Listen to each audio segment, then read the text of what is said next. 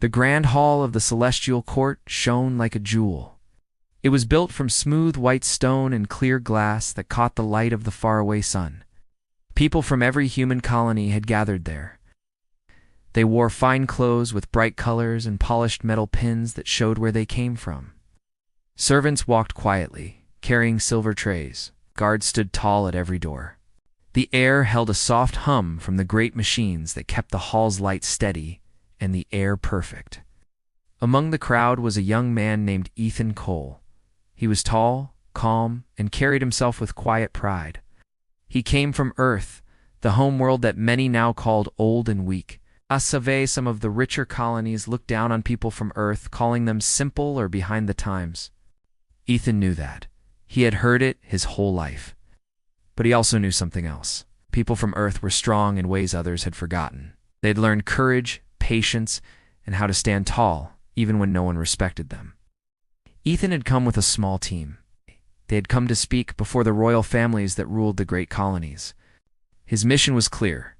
He wanted all the human colonies to work together, to share ships, ideas, and strength.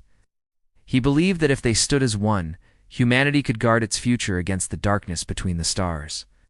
At the far end of the hall, on a raised platform, sat Queen Leora. She was the ruler of one of the greatest human settlements in the outer worlds. Her dark hair was set with thin silver threads, and her calm face seemed to hold both wisdom and distance. Next to her stood her son, Prince Rael.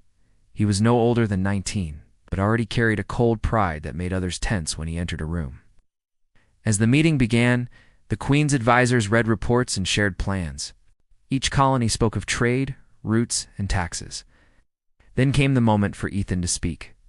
He stepped forward to the center of the hall, looking around at the long tables where royals sat in shining robes. His heart beat fast, but his voice was steady. "Your Majesty," he said respectfully, "and honored friends. I come from Earth, the root of humanity. We are not the most powerful, nor the richest, but our people have spirit. We have endured wars, hunger, storms, and failure, and through it all, we built again. I ask you not for gifts or pity, but for unity. If we join our fleets, share our plans, and defend each other, no enemy could ever divide us again." His words were simple and clean, made for truth instead of beauty. Some of the royals nodded. Others listened with still faces. Queen Leora studied him carefully, her hand resting under her chin. She did not speak yet, but her eyes showed thought. Then, when the hall began to whisper quietly, the young prince rose from his seat. Rael smiled a cold smile, one of amusement more than kindness. "Unity?" said in a smooth voice that carried across the hall. "You speak of joining our fleets, yet your own ships are nothing but metal ghosts from the past. Say Earth endured, I say it survived, because no one cared enough to take it. You are asking the strong to depend on the weak. It is charming, truly, but it is also foolish." The room went still. For a long second, no one moved. The sound of the machines above seemed louder. Ethan's eyes met the prince's. Behind calm gray eyes, a fire began to burn. But he did not raise his voice, and he did not step closer. The queen turned her gaze to her son, but she said nothing yet. Ethan took a slow breath. A hurt ran deep, but he did not show it. He bowed once toward the queen, not toward her son, and then slowly turned around. The sound of his steps was soft against the shining floor. No one stopped him. No one knew what to say. He left the hall without a single word. Whispers rose like wind through trees once he was gone. Some said the boy from Earth had been too proud. Others said the prince had gone too far. The queen sat in silence, thinking not only of her son's sharp tongue, but also of the quiet strength in the man who had chosen silence over anger. Outside, under the wide glass sky, Ethan walked to the edge of the grand stairs. He looked at the bright towers and the shining ships that filled the sky.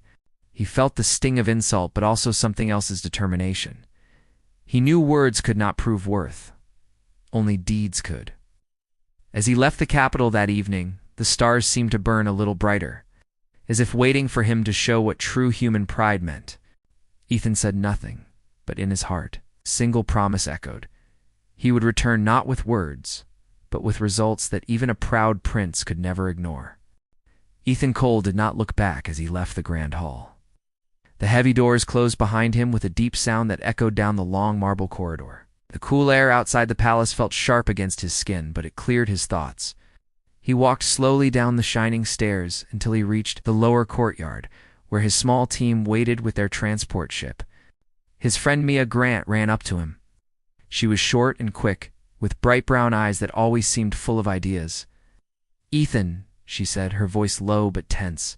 "What happened? We saw the broadcasting lights go off too early. Did something go wrong in there?" Ethan gave a small nod but said nothing at first. He looked at the ground for a moment before answering. "It is over. The prince had no interest in reason. He insulted us in front of all the royals. The queen said nothing, and I walked out. There was no point in staying." Mia frowned and crossed her arms. "So they think Earth is weak again," she said softly. "How?" "They will never change their minds." Ethan looked up at the faraway palace tower that rose into the golden sky. "Then we must show them what Earth truly is," he said. "It's not through words, but through work." They boarded their ship, a small gray vessel named Resolute. It was not fancy, but every part of it had been built by human hands that believed in purpose. The engines rumbled gently as they lifted into the air, heading away from the capital city toward the quiet black of space. Back aboard the Resolute, the team gathered around the main table in the command room. Screens flickered with data. Graphs showed the trade routes that the colonies used. Ethan stood at the center of the room, looking calm, even though his mind raced. "We will change our plan," he said. "We'll not ask for unity anymore. We will act. Earth's fate can rest in the hands of proud nobles who think respect must be won with gold. It must be earned with courage." Mia leaned forward. "What will we do first?" Ethan turned to face the large front window, where the stars stretched like endless roads. "We will go to the mining colonies in the outer ring. There are people there who need help. They lack supplies and defense systems. We will work with them, fix their problems, and build our own alliance, one that is chosen by trust, not titles." The team agreed with quiet determination. They knew the weeks ahead would be hard, but something in Ethan's calm confidence reminded them why they followed him. As the Resolute left the royal world behind, communication networks buzzed far below. News of the insult had already begun to spread. Some found the story amusing. Others whispered that the young man from Earth had broken every rule of courtesy by walking out in silence. But a few saw it differently. They said it took courage to walk away when pride demanded a fight. Back in the palace, the queen sat alone in her chamber. The light from the twin moons touched her face as she looked over reports from the council. Her son entered quietly. The moment she looked at him, she knew his arrogance was fading. "Mother," Prince Rael said, his voice lower than usual. "Did I embarrass you?" The queen turned her eyes toward him but did not answer right away. She folded her hands and stared at the glowing city beyond the window. "You embarrassed yourself, Rael. You spoke as if worth is determined by power alone. That boy from Earth taught you a lesson you do not yet understand." Rael frowned. He said nothing, just turned and left. "Yes," she replied. And that silence cut deeper than words ever could. The prince looked away, unsure what to say. Inside him, unease began to settle where pride once sat. Meanwhile, days turned to weeks. The Resolute traveled through the cold, dark regions of space.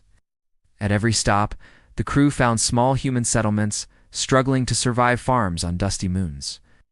Miners digging deep into metal-rich asteroids, engineers working in thin air under weak suns. Ethan and his team repaired machines, offered help, and built trust. The people saw that humans from Earth were not weak but loyal and skilled. Each success was small, but it meant something. Rumors of the Resolute spread back toward the core worlds. People began to speak of Ethan Cole, a quiet envoy who had left the royal court and gone into the wilds to build something new from nothing. One night, as the ship floated near a quiet moon, Mia stood beside Ethan on the viewing deck. The stars stretched before them like scattered fire. "Do you ever think about that day in the hall?" she asked softly. Ethan looked at the stars without turning his head. "Yes," he said, "but I do not feel anger anymore. The insult is nothing now. What matters is what we do next. One day, they will see. Silence is not weakness. It is strength waiting for the right time to speak." Mia smiled faintly. "Then let's make sure that time comes soon. And with that, the Resolute turned toward another distant world, its engines burning bright against the dark, carrying with it the quiet promise that Earth's voice would one day be heard again. The ship Resolute moved through the quiet dark of space. Its engines hummed softly, and its lights glowed like small stars against the black sky. Inside, life had fallen into a steady rhythm. Days passed without anyone noticing the hours. The crew worked, repaired, trained, and planned. They had left behind the world of kings and queens and entered the world of real people. Ethan Cole spent most of his time in the command room, studying reports from the outer colonies. These reports came from workers and settlers who lived on lonely rocks far from the main trade routes. Life there was hard. Supplies were rare. Pirates sometimes attacked ships carrying food and medicine. The leaders of the bigger colonies never sent help, saying it was not worth the cost. Ethan had a different view. If we help them, he told his crew, they will remember who stood by them. When the time comes, they will stand with us. Respect grows from action, not words. His words carried quiet strength. The crew of the Resolute trusted him, called him captain, even though his rank had been only envoy lieutenant when they left Earth. He did not correct them. He simply led. Mia Grant often worked beside him. She was good with machines and systems. She fixed broken engines and guided the ship through risky orbits near asteroids. At times, she teased Ethan lightly when he stayed silent for too long, saying you need to talk sometimes or people will think you are a machine. But she liked his calm nature. It made her feel safe, even when things went wrong. Their first mission after leaving the royal court took them to a mining station called Port Haven. The miners there had lost contact with nearby settlements after a power storm damaged their communication grid. In the cold silence of the mining tunnels, Ethan and his crew repaired broken wires, rebuilt power lines, and shared the last of their food rations with the tired workers. The miners watched in surprise. It heard stories that Earthmen were poor and slow. Yet here was a young man from Earth working beside them in the dust, lifting heavy tools and sleeping on metal floors without complaint. Within days, Port Haven was lighted again, and the communication towers flickered back to life. When Ethan and his crew left, the miners stood on the platform and raised their helmets high. One old worker shouted, "Earth boys know how to work, that's for sure." The phrase spread faster than light across the local networks. Soon, people in nearby colonies began to talk about the ship. Resolute and its crew who asked for nothing, but left every place better than they found it. Back in the core worlds, the royal court began to hear the same talk. Reports arrived on the queen's desk. She read them in silence. The advisor standing beside her said carefully, "Your Majesty, the boy from Earth is becoming a symbol. People say he is building a network of loyal colonies. Perhaps we should." The queen stopped him with a gentle motion of her hand. "We will watch for now," she said. "Sometimes silence builds more power than speeches. My son should learn that." Prince Rael did not enjoy hearing Ethan's name whispered in court. He told himself it was just gossip, yet every new report made him restless. The queen noticed. One night as stars gleamed outside her chamber window, she said quietly, "Rael, pride can blind you. That young man is doing what you would not. He is earning the hearts of people without demanding their fear." Rael said nothing, but his fingers tightened on the arm of his chair. Far from the palace, the Resolute continued its quiet mission. Wherever they went, they left repairs, new hope, and plans for defense systems. They built stronger shields for small colonies using old ship parts. They taught local guards how to coordinate patrols. Each task seemed small, but together they formed a growing network of trust. One night, as the crew shared a small meal in the galley, Mia turned to Ethan. "You know," she said with a light smile, "the royals may laugh at us, but the people out here, they remember every bolt we tighten and every home light we bring back." Ethan looked at her with tired but kind eyes. "Let them laugh. Laughter cannot break a man's purpose. When trouble comes, those who laughed will look for help, and we will be ready." His words stayed with them, echoing quietly in their hearts. Weeks later, small ships from different colonies began to call themselves part of the Earth's alliance. They were not soldiers, just workers and traders, but they shared one rule: help each other as humans. Soon, the name Ethan Cole became known across the outer systems as a symbol of quiet strength. He never sought fame. He only worked harder. And though he did not yet know it, His actions were about to change not only his own life, but also the future of every human colony that had once forgotten the meaning of unity. The ship Resolute glided through quiet space, carrying its small crew toward another distant colony. The long weeks of travel had changed everyone aboard. They were no longer seen as a small, forgotten team from Earth, but as a symbol of unity that grew stronger each day. Ethan Cole often stood near the front window of the ship and watched the stars drift by. He had learned to read them like roads in the sky. He thought of Earth often, of the wide blue oceans and green hills he had left behind. He thought of the people who worked hard every day, unseen by the royals, yet who gave meaning to humanity's name. The colonies they had helped were now sending messages of thanks and offers of help. Small ships patrolled together. Resources were shared. It was becoming what Ethan had dreamed of, a network built, not by titles or bloodlines, but by trust and human will. One evening, Mia joined him at the window, carrying a small mug of tea. She handed it to him without a word. The stars shone faintly on her face. "We've built something real, Ethan," she said at last.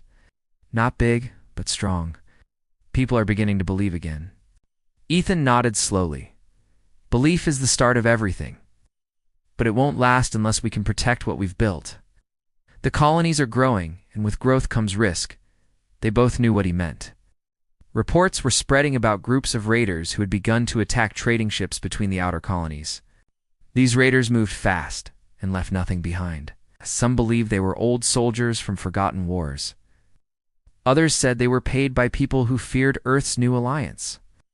One morning, while the crew repaired a navigation beacon near a small moon, a warning message cut through the communication system. The words came broken, but clear enough to understand. "This is Colony Riverfall. We are under attack. Requesting any help available. Pete, we are under attack." Ethan's calm never wavered. "Set course for Riverfall," he ordered. "We move now."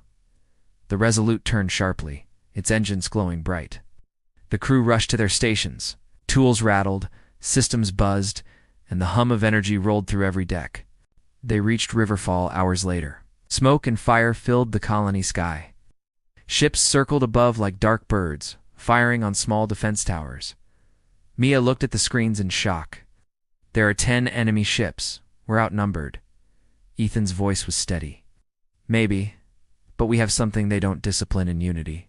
He studied the pattern of the enemy movements for a moment and then gave quick instructions. "Power to forward shields. Set engines for short jumps between gravity points. Move fast, hit hard, and stay unpredictable." The crew followed his commands without question.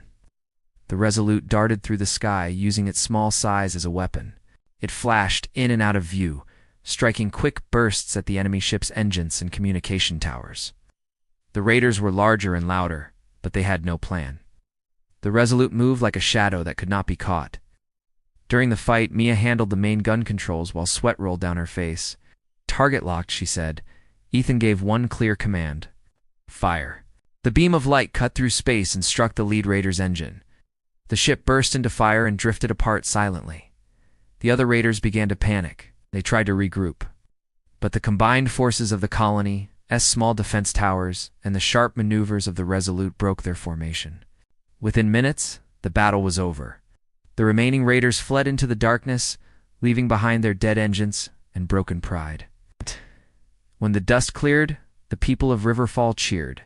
The name Ethan Cole spread faster than ever. They called him the Silent Captain, the man who turned insult into strength. The colonies sent messages of thanks and offers to join his growing alliance. Far away in the royal palace, the Queen stood before a wide screen showing reports from Riverfall. She read each word in silence while her son Rael watched beside her. "So," the Queen said softly, "he saved the colony that none of us cared enough to protect." Rael lowered his eyes. He wanted to answer but found no words. The Queen turned toward him. "Do you see now, my son? Honor is not born from wealth or title. It grows from deeds." Rael nodded slightly, shame and admiration mixed in his heart. "I'll see it now," he said quietly. In the following days, the Resolute and its new allies rebuilt Riverfall. Houses were repaired, new watchtowers were set up, and people walked with pride again. Ethan and his crew worked until their hands ached. At night, when everything was still, Ethan stood outside under the stars. He remembered the hall of the royal court the moment he turned away without speaking. Now he knew it had been the beginning of something greater than anger or pride. It had been the start of a movement that would show all humans what it meant to stand together. He looked at the horizon where the sun of Riverfall began to rise. "Silence can hold more power than any speech," he whispered, "and one act of courage can awaken the whole world." As the new day spread across the sky, the ship Resolute shone in the soft light, ready to carry them toward their next mission, their next hope, and their next chance to prove that Earth, once forgotten, had risen again among the stars. The days after the Battle of Riverfall passed with quick rhythm. The sky above the colony had turned clean again. The air smelled of new metal from the towers being rebuilt and of smoke still rising from the burned fields. The people worked fast and with hope. They no longer looked lost or afraid. They now had a story to tell, a story of the ship Resolute that came when no one else did. Ethan Cole helped wherever he could, patched up damaged machines, spoke with the families who had lost their homes, and gave time to listen to each worker who came near him. He did not act like a commander or a leader from high above. He spoke as one of them. His voice was quiet and kind, but it carried power. People began to say that when Ethan said something, you wanted to believe it because he never wasted words. Mia often watched him when he worked. There was something in his calmness that reminded her of home, of the steady way her father used to fix old ships back on Earth. One evening she walked up to him while the sun of Riverfall set low, behind the metal towers. "You know," she said softly, "they talk about you now like you are some kind of legend." Ethan smiled faintly. "Legends belong to the past," he said. "We are building the future. But your name," Mia continued, "is already moving through all the colonies. Even the royal capital has heard of what we did here." Ethan looked at the sky for a long time. "Then let them hear," he said. "Let them see what unity looks like." Back in the capital, Queen Leora received daily updates from her network. She read about Riverfall, about the rebuilding, and about the trade routes that now carried the mark of the Earth Alliance. More and more outer colonies were joining Ethan's circle. They sent food, parts, and volunteers to support his crew. She knew that something had changed in humanity. It was not power as the royals defined it. It was something deeper: respect born through action. Her son Rael came into the council room one night, restless again. He looked older now. Pride no longer sat in his eyes, but something like regret. "Mother," he said quietly, "I want to go to him. I want to see what he has built." The queen studied him for a moment. Then she nodded. "Go, but do not go as a prince. Go as a man who wishes to learn." A few weeks later, a royal shuttle descended onto Riverfall. The colony workers stopped what they were doing and pointed at the sky. Ethan watched the ship land with quiet curiosity. He did not expect any royal visit. When the ramp opened, Prince Rael stepped out alone. His royal clothes were simple this time, without the glittering stones and heavy metal pins. He looked around until his eyes found Ethan among the crowd. For a long moment, neither spoke. The last time they had seen each other had been in the great hall where pride had ruled the day. Now, they stood on a dusty field that smelled of ash and new wiring, the air still warm from hard work.